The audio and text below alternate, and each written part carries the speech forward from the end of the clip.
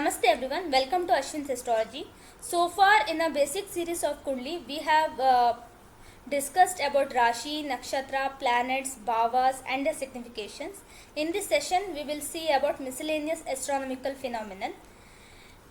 This is the typical solar system based on heliocentric phenomenon, that is sun at the center and all other celestial bodies on their orbits one after the other. In Vedic astrology, we consider geocentric phenomenon because life exists on earth and we are also living on earth. So from earth, we have to consider the relative position of the celestial bodies, and when we do so, the nearest celestial body would be moon, its own natural satellite, because it will be revolving around the earth and it will be very near to it. Whereas Neptune and Uranus are very far away from the earth, and we know Uranus takes around 84 to 85 years to complete one revolution around the sun, and Neptune takes around 165 years to complete one revolution around the sun. So if we take this phenomenon, Uranus and Neptune come close to earth hardly once in a lifetime.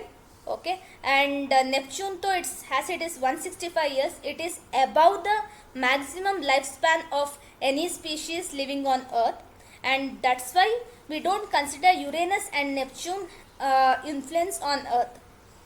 That is very negligible as well, because even though Uranus takes 84 years, so it is very rare, or it's very hard to get that, because only one transit is something we cannot consider. Because for Saturn it will be there for 3 times in one's lifetime, and that's why we consider only till Saturn, and Neptune and Uranus are not considered.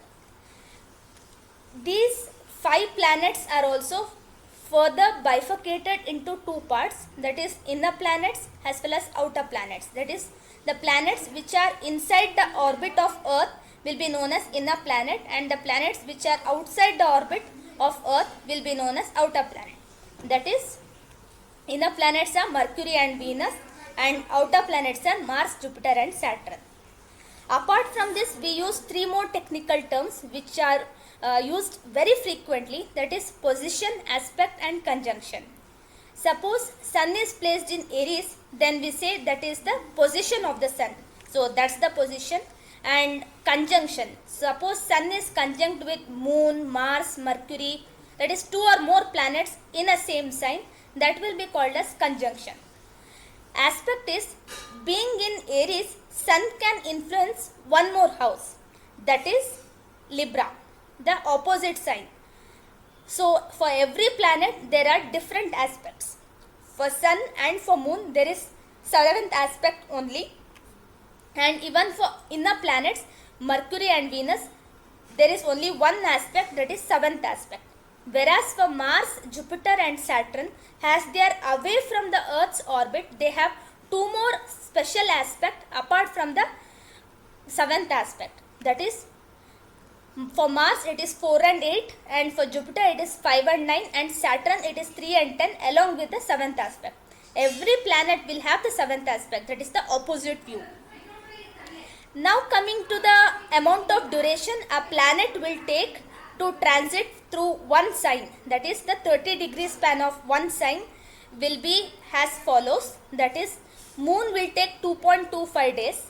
That is, if moon enters Aries in the early morning of Monday, it will be there in Aries until 11 am or 12 pm of Wednesday. And Mercury will take minimum 20 to 25 days to complete one transit in one sign, and similarly for Venus it will be 27 to 30 days, Sun is around 30 days, Mars 45 days, Jupiter 1 year, Saturn 2.5 years, Rahu Ketu around 1.5 years. Rahu Ketu are not the planets, again they are the shadowy planets or the axis, and they take only 1.5 years to be in one sign, and they are always opposite to each other. If Rahu is in Aries, Ketu will be in Libra, and as soon as Rahu moves to Pisces, Ketu will move to Virgo. That is, their motion will always be in retrogression itself. But whereas the other planets, Sun, Moon, Mercury, Mars, Venus, Jupiter, Saturn, all of this motion would be in direct motion, and very few occasions they also will have a retrogression, that is reverse direction. And let's see what and when are they. But Rahu Ketu are always in retrogression mode itself. So this retrogression means the planet appearing to be in backward direction, that is moving in a backward direction. In actual point, they would not be moving in backward direction, any of these 7 planets, Sun, Moon, Mars, Mercury, Jupiter, Venus, Saturn. But when it moves away from Sun, which is based on certain specific degrees, they appear to move in backward direction. That is, for inner planets like Mercury, when it is away from Sun for 27 degree, it retrogrades. And similarly for Venus, if it is away from Sun for 47 degree, that is both either sides actually, it is said to be in retrogression.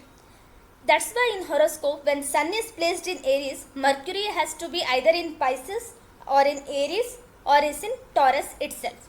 If it is in, and it cannot be in Libra or Leo or like that. It has to be very close to Sun, and we know that in solar system also it is very close to Sun.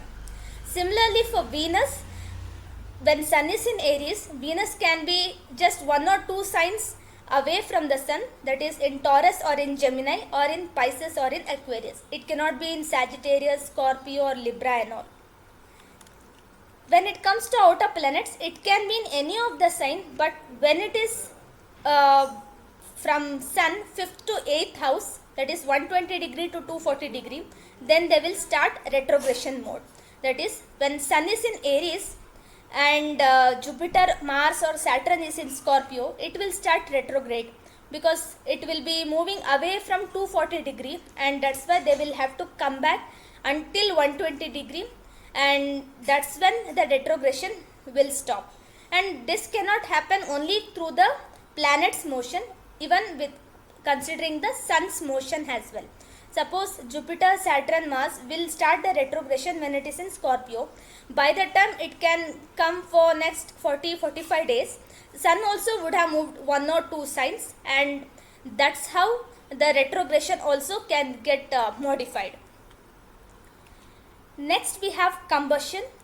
Combustion is nothing but when any planet goes very close to Sun in transit.